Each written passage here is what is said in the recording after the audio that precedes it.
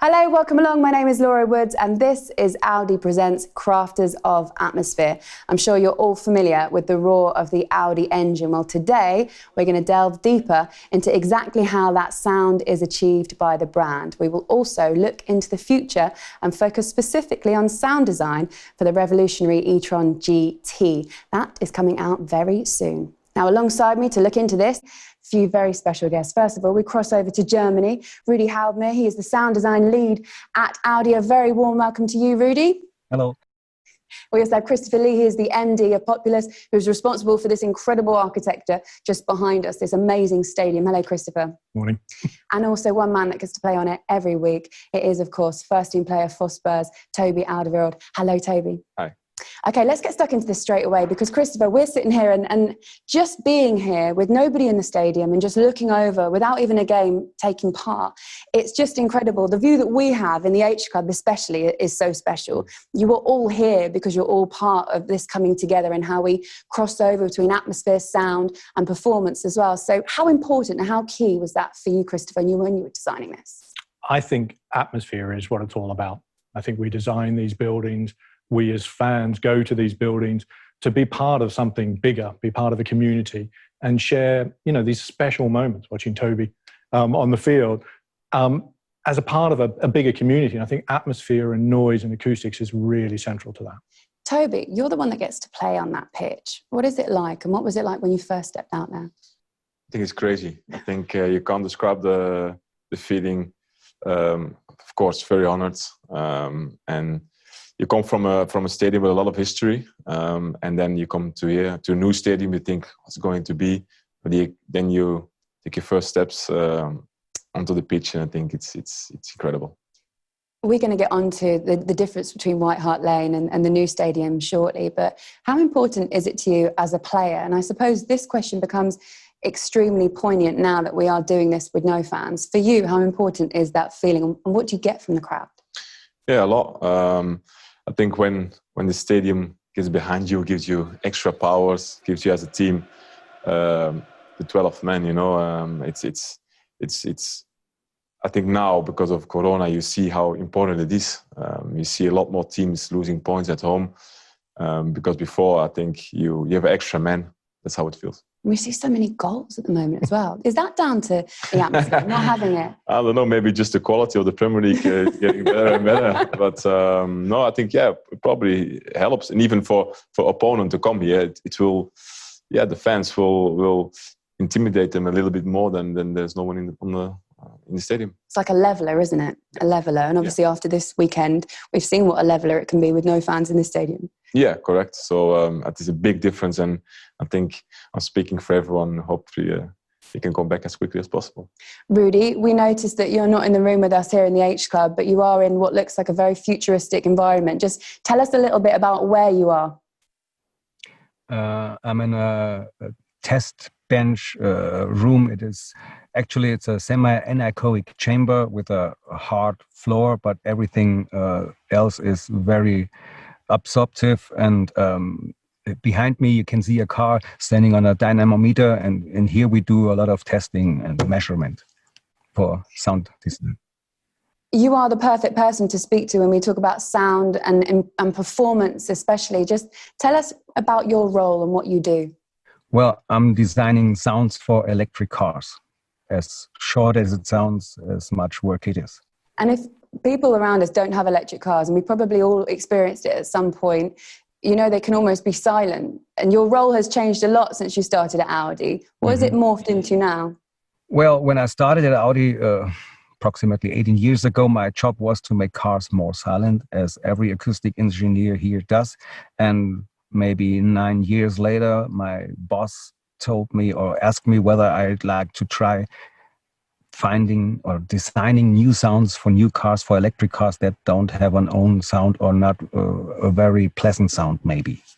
So when you're designing it, talk us through how that works. So we've spoken already at the top about the roar of an Audi engine and how everybody knows it and loves it. So when you were trying to design this in a lab, wherever you design it, what are you listening out for? Everything that I say is in my humble opinion. This is how I approach it. But first of all, I try to find an imagination of what it might be or what it's supposed to be driving that car. What is it supposed to feel like? And then I try to find out which kind of sound can contribute to that. So first of all, I'm in a dark or misty or foggy space and trying to just find a direction in which does it work or contribute to something that in the end then can emphasize the positive things that I want to feel or experience when later driving this car. And this is, in my opinion, easier than trying to find a sound in the beginning, because there are too many different sounds and you wouldn't know which to take, and this would maybe take forever trying to combine uncountable numbers of sounds somehow. This is my approach. Is it almost sounds like you are matching a personality to a vehicle or a voice to a vehicle? Yeah, of course. Maybe it's a little bit about the personality of the driver or the customer, but of course it's more something that's matching to that, or that's matching to the expectations the customer or driver has. Maybe not even knowing, but when then experiencing them, then feeling everything the right way somehow. I do actually understand what you mean there. You explained that perfectly. When we talk about the unique sound in particular of the e-tron GT, this is how it's been described. Powerful and aggressive, just like an Audi should be. How would you describe it, and why is it unique? Well, the e-tron GT was, we had the highest expectations. We wanted to do something that hasn't been done before and sounding like nothing ever sounded before. And this is maybe a very hard thing to do, not to overshoot, even if you could. We all have seen the craziest sounds in Star Wars, maybe like the pod race where things like passing by. If you could do this, you would like to show that you could, but maybe it would be just wrong. So finding the right balance between a little bit like old-fashioned, like things that we know from the past and we find very often very nice, deep frequency, but not sounding like a combustion engine, but similar structures, and mid-high frequency range that is, in my opinion, best done with a technical approach rather than a musical approach. We tried a lot with music instruments, and the deeper we were digging into it, the more we found it more realistic to have more technical kind of sounds or noises, and everything in the right balance so that it's reacting to what the driver is doing very, very fast, instantaneously and precisely. It's hard to explain that in words. You should drive the car. Let's end it then. Let's all go and drive one of the cars. We don't do this. Rudy, that was brilliant. Thank you so much for explaining that. You actually drive an Audi yourself. Tell us about the car that you have, Toby. I drive an RSQ8. I think it's an unbelievable car. It's a family car.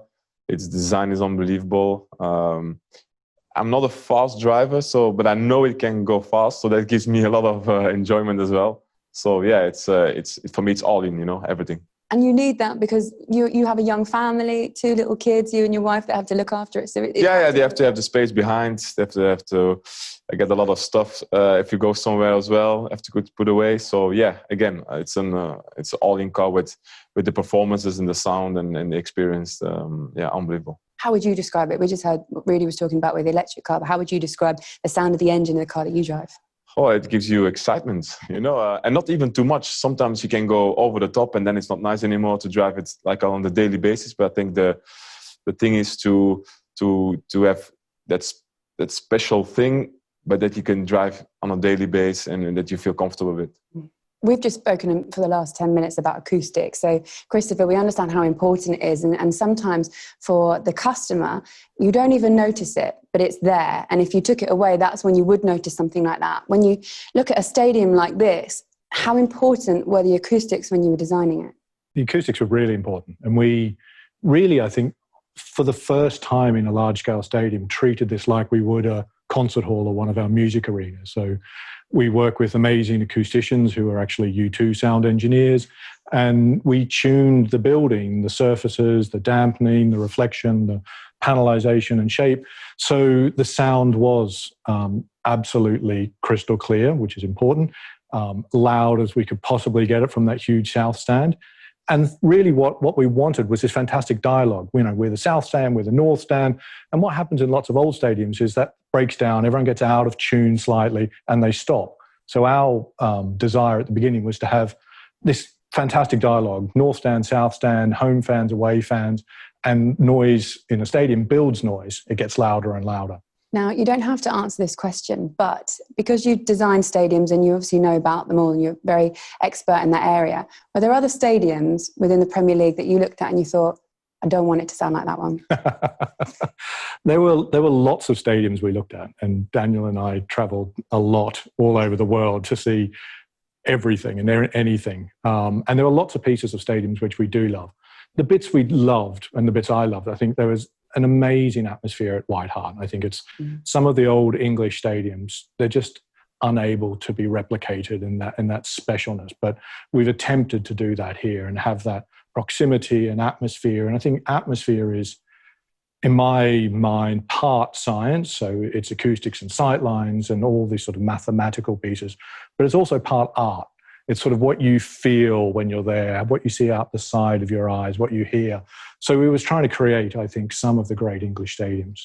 There was one thing when you think about White Hart Lane, about the proximity, and you just mentioned that word, between where the fans were and the pitch, and that created something really special. And when news came that there was a brand new stadium and it was going to be state-of-the-art and it was going to be huge, I think there was a little bit of trepidation amongst members of the fan base that thought, are we going to still feel that proximity, and are we still going to feel that emotion and be that close? You've managed to do that with the stadium. As huge and as amazing as it is, you still get that intimacy. Yeah, and I think intimacy, and as Toby said, the 12th player and that relationship between the performer and the audience is really important. And so we worked incredibly hard to get, we're just under 5 meters behind the goal.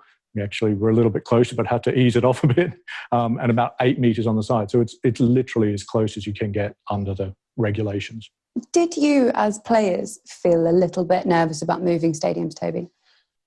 Oh, we had a moment. Of course, White Hart Lane was finished, and we had to go to Wembley. So we had a period. We thought okay, it's an honor as well to play at Wembley. But we were like, let's go to the stadium. So we couldn't wait, and nervous in a positive way. I think we were nervous to and again very, very happy and honored again to be the first team to play in the stadium. Did that almost make it better? Because there was a wait, and it was a long wait, and it carried on. Eventually, when you did get here, were you wowed by it, and did it make it more special? Yeah, I think it's still, if we play our home games like last week or next week, you're still looking forward to come here, and that's something unbelievable. Of course, before White Hart Lane, there's some history behind it, so that's difficult to explain and to get straight away into a new stadium. But with the atmosphere and stuff now, just needs time, I think. Needs performances, good results to get that historical momentum behind it as well. I think this is just the best stadium in the world. Tell us about your first goal for the club. My first goal was against Man City at home at the old stadium. Unbelievable moment. We won that game as well. So was so nice to score for your home fans. Yeah. Tell us a little bit about Rudy. I'm going to bring you in now as well. We've spoken a little bit about the acoustics and the kind of sound that you wanted. What is it that you want the driver to feel when they're driving an e-tron specifically? He or she should just feel what's really happening, and this instantaneously. Everything that you do should result in some reaction that you can feel or hear or whatever, and nothing else with the sound. It's just reacting on everything as fast as possible so that you feel really into it. You're really connected to it. One of your colleagues mentioned, if you drive Audi, you hear Audi. I know we've covered this off a little bit, but in your mind, what should an Audi sound like? what something should sound like put in words is always a hard thing to do. Of course, there are words like precise and dynamic and loud or deep, frequent or strong, but I don't know whether this really fits it. It should sound like it's expected to sound when you never heard it, but you saw it and you have some expectation to it that you maybe never try to put in words. But if it is what you expected it, or what makes you feel the right way, then it's the right sound.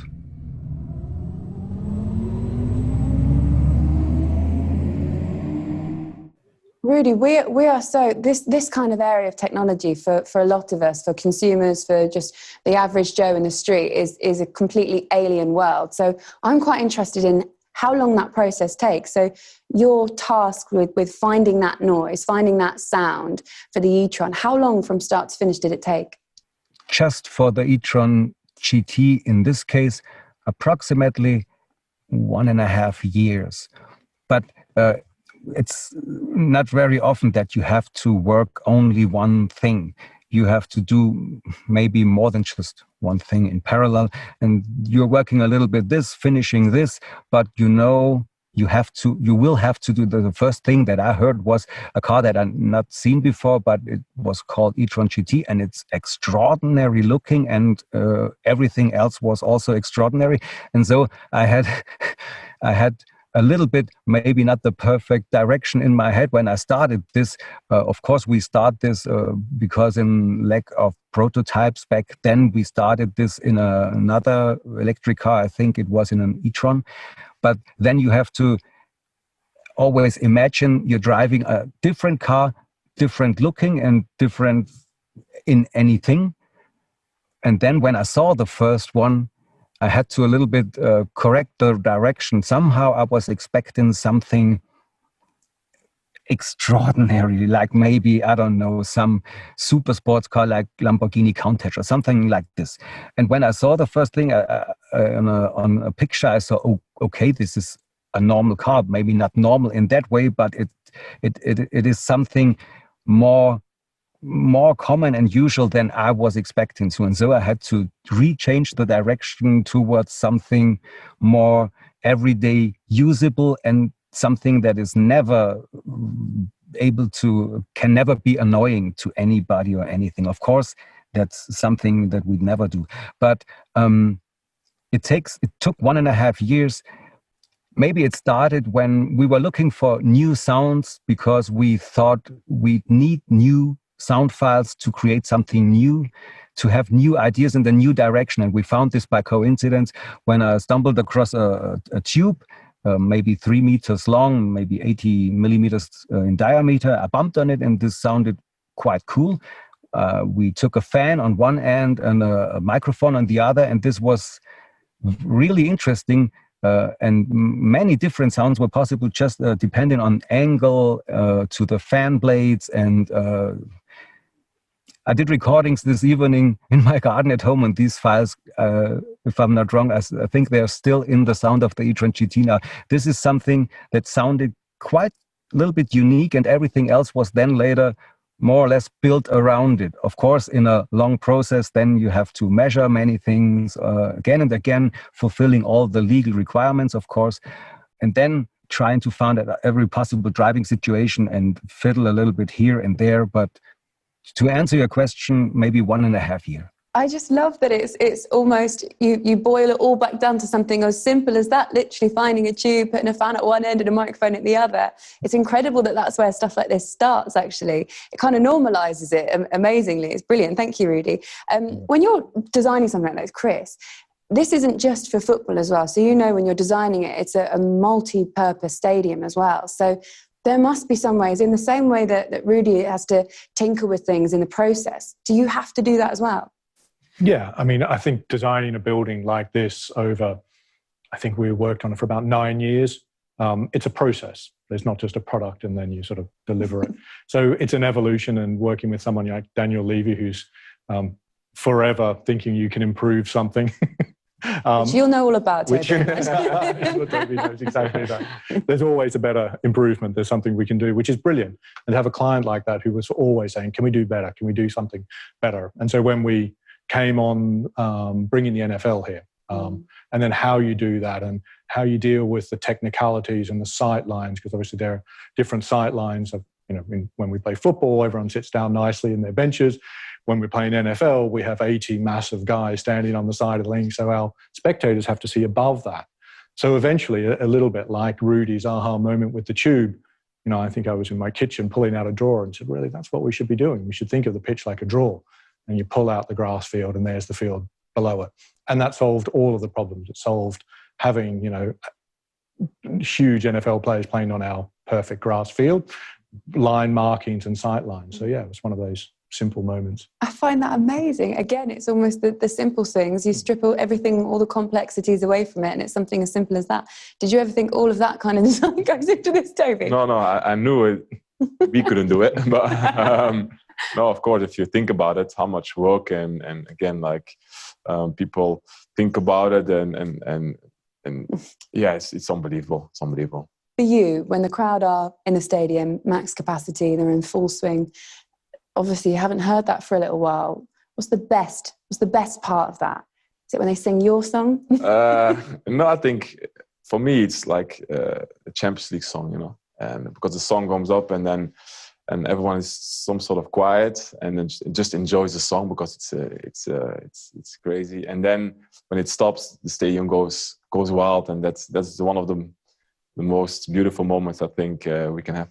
When you do come out, so when you've got that sort of like roar of the crowd, when you first experienced it without, how did it take you a while to kind of get the severity of the game, get into the actual mode of playing? I think everyone that is playing in the Premier League, when they were younger, they have to adapt quickly in all kind of circumstances to get that level, And I think when we knew we were going to play without fans, I think maybe the first game, second game, we were like, it feels a little bit like a friendly game, but it's not friendly. But I think we adapt very quick. Like, okay, this is the new. We have to perform, and now it's we miss it, but we're a little bit getting used to it. Yeah. What about North London derbies with and without? Yeah, does it change the? Yeah, actual... it changed a lot. Yeah, of course. On the pitch, I can only speak for myself. I don't know the other players, but I perform in some sort of zone, in some sort of bubble. So I don't get a lot from outside, but it helps when the game stands still for a second, or there's a corner and you feel the fans. That's totally different. But I think to score a winner in the North London derby without fans, I wish they were there. Did it affect the way that you wanted to celebrate?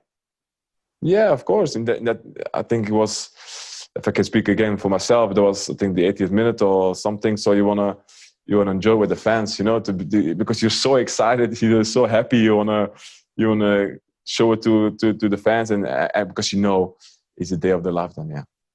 Rudy, I want to ask you, we've spoken about how your job has evolved. So when you started, it was all about maximising that noise, that sound, and now it's kind of flipping it on its head, and you're trying to give life to vehicles that are already silent. How did you get into all of this?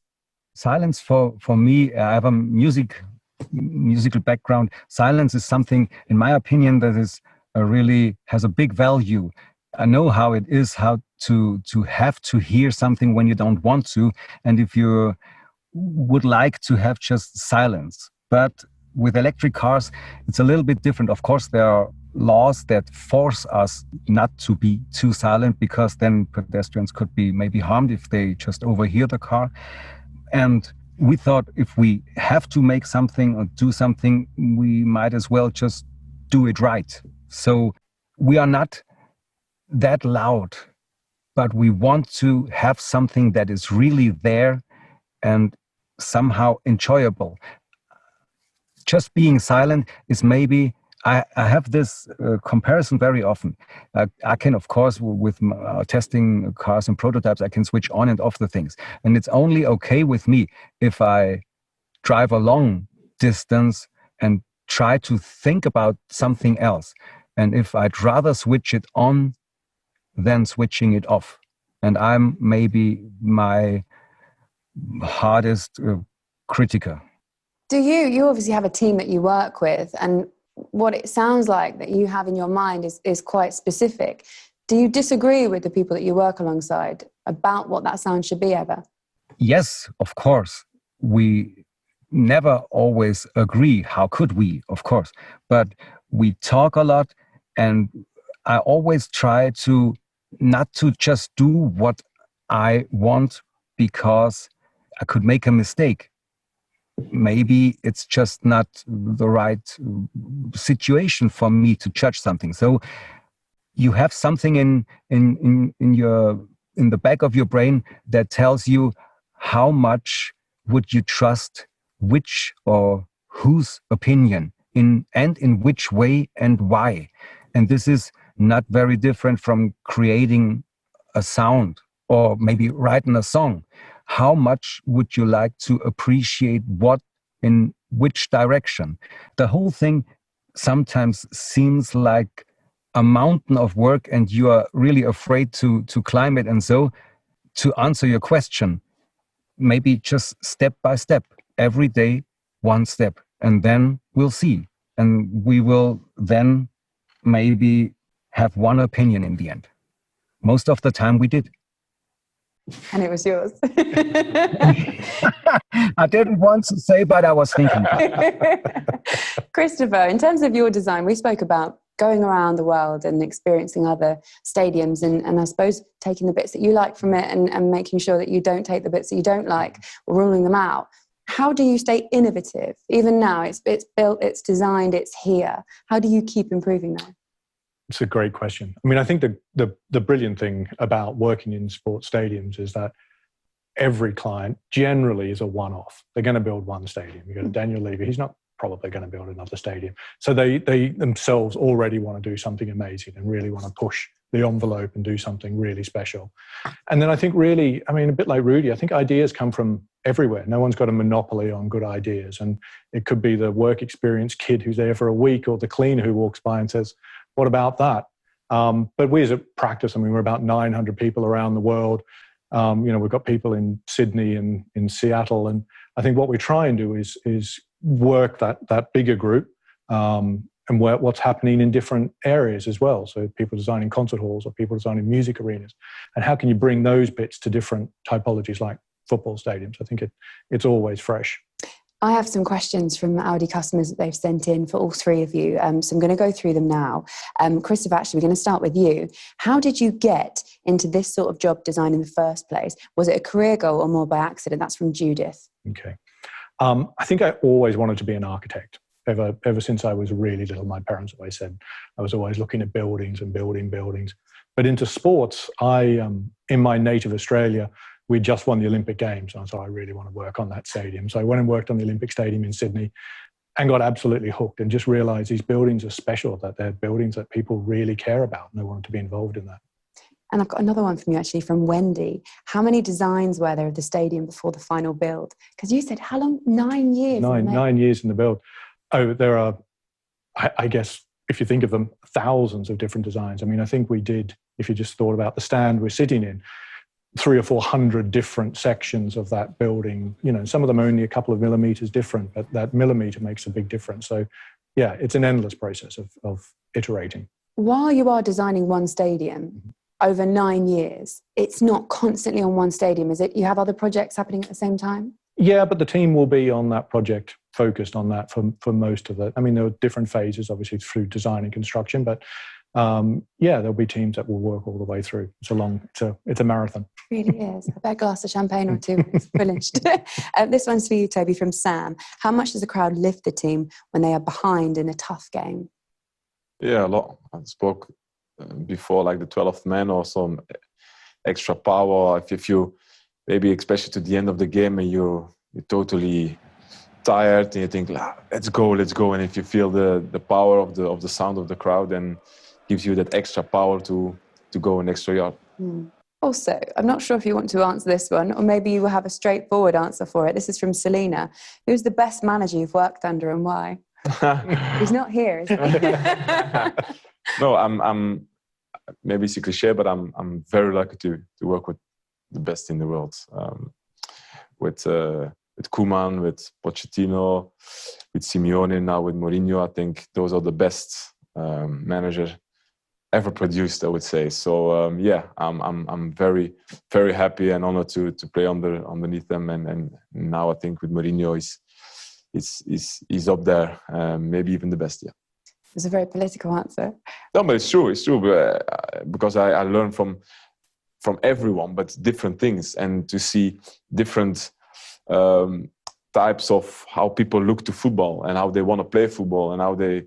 Yeah, it's because if you're young, you think you're the best. You see one time, oh yeah, that's good, and then you come to another manager and he sees it totally different. You're like, whoa! But then you see the positive things about that one as well. So yeah, it's I'm very lucky. Did that take time to adapt when a new manager comes in and you're so used to one for such a long time? Yeah, of course, it needs time. Yeah, of course, especially if you work 4 or 5 years every day on the same way, and then someone comes in and is changing it. It takes time. That's normal. Okay, Rudy, one for you here from Andrew. Which was the first Audi model that you worked on? The first Audi model I was doing sound for, artificial sound design, was the R8 e-tron, but this was not serial production. This was just a study. Only 9 or 10 were ever built of him, but this was what we started with maybe 9 years ago. And one from Joe as well. What's your favorite sound that you've developed? Oh, maybe e-tron GT, but before that it was e-tron, and before that it was always the last one I did. Great answer. Great answer. Toby, I know we kind of touched on getting the fans back, and it's probably a question that you get asked all the time, because fans feel it as well, watching from home. Everybody working in the game as well misses them dearly. How much do you think about that day where they are allowed back in? It's a full stadium. How do you think it'll make you feel? It will be a big party, I think, for everyone. Yeah, I think people can't wait. We can't wait. I think everyone can't wait to go back and you see how important it is. It's not only about football, it's more like a community thing, to come back together, to go with your dad or your granddad or with all the family, to go to the stadium, to make a full day of it. I think everyone misses that, and I think that's the most important thing of football. It's not, of course, we want to win, but I think to go with family, to see your favorite team, and all week you're looking forward to it. I think that's something that's more than just football. Christopher, I suppose for you as well, this is your baby. You want to see it full to the brim with fans, and you want to hear the amazing acoustics it creates. No, absolutely. I mean, it's sort of heartbreaking watching amazing games of football being played in empty stadiums and that sort of weird echoing ring in the early games. But yeah, absolutely. We want to get people back. We're working with the club here and other clubs and trying to get the planning right so we can get everyone back in safely. Rudy, it's probably a bit like designing the sound for a car and not having it driven yet. How excited are you to see the e-tron actually on the road, the e-tron GT? A lot. Well, of course, it's a little bit maybe similar to maybe you heard a song and you heard it maybe 100 times, but you let somebody else listen to this song. Maybe you have this experience. I had it quite a lot, that a little bit you hear it together with somebody else, a little bit like him, like the first time. And this is maybe a little bit like when then there is a car like e-tron GT is out there, and I can sense a little bit with new ears, like other pedestrians, how this car reacts or how the people react to the car. I'm looking forward to it. Of course, we'll see. For the three of you, thank you so much. It was an education. It was exciting. It was so informative as well. I very much enjoyed it. This combination of sound, atmosphere, performance as well, all together. Thank you very much as well for Audi for putting this on, and for all the customers as well for sending in your questions as well. I hope you enjoyed it. Good luck to you as well, Toby, for your next game out. Rudy, good luck. Can't wait to see and hear the car on the road as well. And Christopher, of course, we can't wait to see fans back in the stadium. I think everybody feels the same about that. Thank you so much for watching, and we'll see you again soon.